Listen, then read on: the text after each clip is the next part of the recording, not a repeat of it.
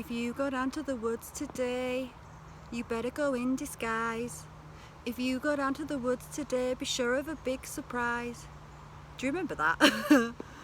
That rhyme, that song that just sounds so lovely. You know, gets you singing it, gets you repeating it, gets in the mind. But what's the underlying subconscious program of that? It's that it's dangerous to be in the woods. It's scary to be in the woods, and that's one of the songs that we sing as children, right? And as children, when you look at all the fairy tales, and you know, it's always showing you, these things that are happening in the woods, not very nice things, Hansel and Gretel, Snow White. It's often in the woods where something pretty bad happens. So it may seem innocent, but is it innocent? Or is it there to create that negative feeling towards nature?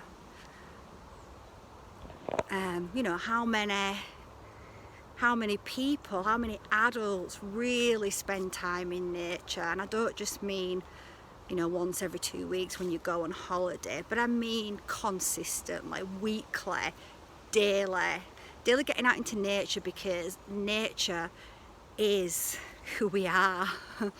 It's who we sync with. When we're in nature, our vibration changes. We work together, symbiotically together, working together. We give carbon, nature gives us oxygen. We dance together.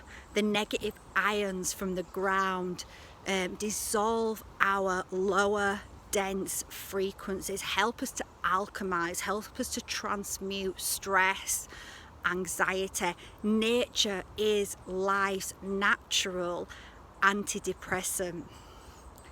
So I just want to do this little video to big up nature and say, let's wake up to those subconscious programs that are there, that have been infected into children's minds, to get them to stay away from what is good for them, what serves them, what will help them connect back to their spirit.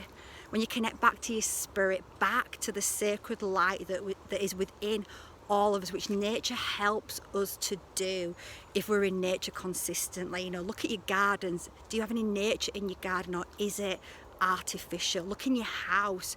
Do you have any nature in your house? Do you have any plants, or are they all artificial plants? You can make little changes to slowly introduce more nature into your environment.